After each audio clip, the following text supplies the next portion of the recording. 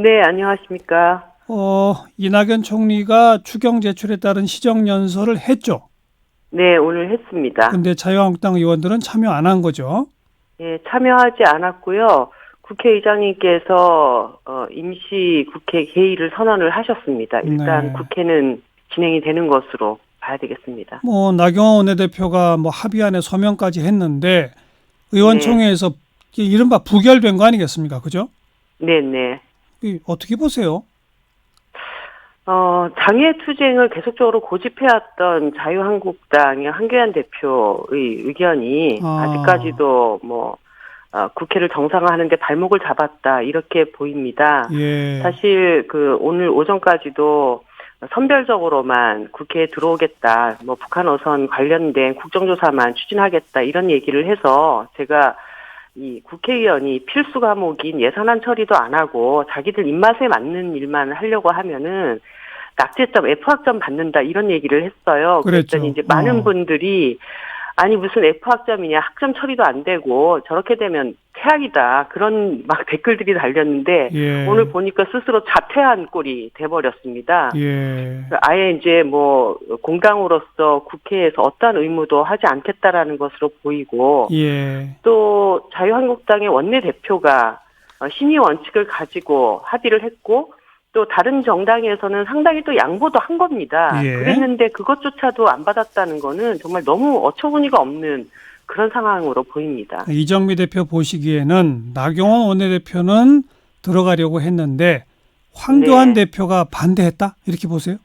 한교안 대표다라고 얘기하기는 어렵지만 그 내부에 한교안 대표는 이제까지 국회 정상화, 그리고 원내에서 뭔가 자유한국당의 역할을 추진하는 것보다는 장애투쟁을 계속하면서 자기 지지층을 결집해내고, 또 추경을 어떤 식으로든지 막아서 경제 상황을 악화시키고, 그것에 대한 반사 이익으로 이 정부의 경제 실정을 비난하면서 이후에 총선에서 더 많은 의석을 확보하겠다라는 이런 노림수로 계속 이 국회를 끌고 왔었는데, 그러한 의지가 여전히 자유한국당 내부에서 강력하게 작동됐다라고 생각됩니다. 황교안 대표는 장외투쟁을 지속하고 추경을 거부하면 본인에게 네. 얻는 게 있다고 보나요? 지금 어쨌든 미중 무역 갈등이 굉장히 가속화되고 있고, 국제적인 경제 전망도 그렇게 좋지 않은 조건 속에서 대기업이나 어떨지 모르겠지만 지금 중소기업이나 상공인들이 상당히 어려움에 놓여 있지 않습니까? 예, 이럴 때 추경을 통해서 이렇게 어려운 민생에 대한 책임을 이 정부가 져야 되는데, 그거를 세방을 놓으면서 예, 결국은 국민들이 경제적으로 너무 어렵다, 이런 불만들이 터져 나오게끔 만드는 것이 예, 자유한국당이 지금 노리고 있는 속셈이라고 봅니다. 예. 아무튼 결정적으로 나경원 원내대표와 황교안 대표의 판단이 다른 거군요.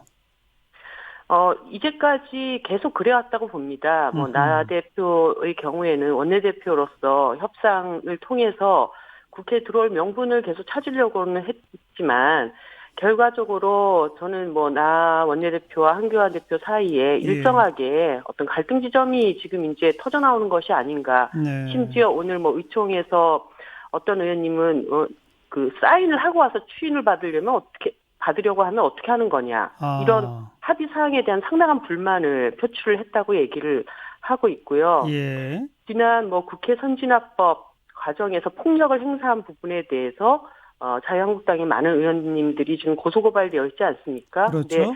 그런 것도 철회시키지 못하고 음, 사인을 했다, 이것에 대한 질타도 상당히 있었던 걸로 보입니다. 결국 예. 자유한국당 내 강경파들은 국회에 들어가는 것보다는 자신들의 이니셔티브를 이 국면 안에서 최대한 결집시키는 것, 네. 이것밖에는 지금 관심사가 없는 듯하게 보입니다. 나경원 원내대표도 원내대표 취임한 후에 초강경 자세를 계속 보였었는데 오늘 결과를 보면은 자유한국당은 나경원 원내대표보다도 더 강경파들이 더 많은 거네요.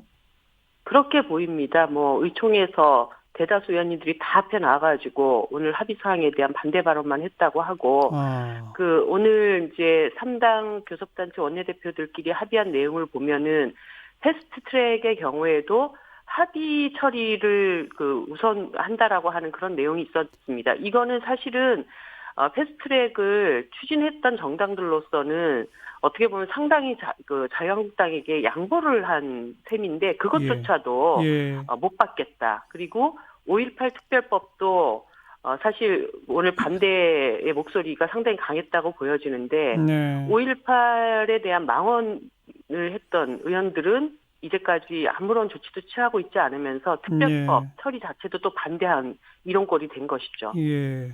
방금 말씀하신 패스트트랙 법안은 그 구체적 문구가 각 당의 안을 종합하여 논의한 후 합의 정신에 따라 처리한다 이렇게 되어 있는데 네. 이거 갖고도 안 된다. 네. 그러니까 뭐 한마디로 자유한국당 하고 싶은 대로 안 해주면 아무것도 못 하겠다라고 하는 꼴이 된 겁니다. 앞으로 그럼 어떻게 되는 겁니까? 국회는?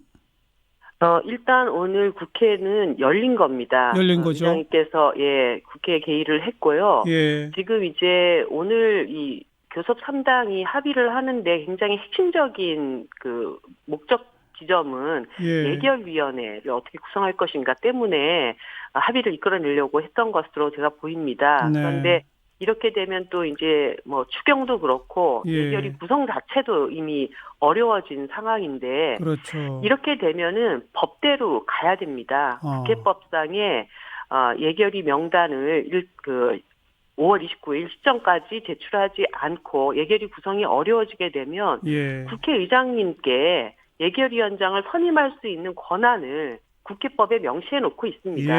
뭐 이렇게까지 기다렸는데 이제 더 이상 뭐 방법이 없지 않습니까? 의장님께서 예결위원장을 본회의에서 선임하고 예결위를 뭐 자유한국당 빼고라도 소집을 해서 추경안을 다루는 것으로 그렇게 가야 된다고 봅니다. 네. 알겠습니다. 그리고 워낙 뜨거운 현안이 돼서 안 여쭤볼 수가 없는 게 황교안 대표 자기 아들 이야기하면서 학점 토익 사실과 좀 다른 얘기도 하고 이 발언 어떻게 보세요? KT 특혜 입사 의혹이 계속 제기가 되어 왔는데 저는 어떤 측면에서 이건 자기 고백을 한 것이 아닌가. 우리 아들이 그럴 만한 자격도 안 됐는데 그 회사에 입사했습니다. 그건 뭡니까? 결국은 입사 과정에 어떤 특혜 의혹이 있다. 그리고 그것에 대해서 확고하게 밝혀야 된다. 이런 것을 오히려 반증했다고 저는 보고 있습니다. 자기 고백이다? 네. 이런 부메랑이 될 걸 몰랐을까요? 요즘 황교안 대표께서 너무 이 바깥에 다니시면서 일부 극렬 지지자들 사이에서 너무 업되신 게 아닌가. 그래서 자기 조절 능력을 조금 상실하셨다는 느낌 그런 걸 봤습니다. 알겠습니다. 일단 오늘 여기까지 들을게요. 고맙습니다. 네, 감사합니다. 정의당의 이정미 대표였습니다.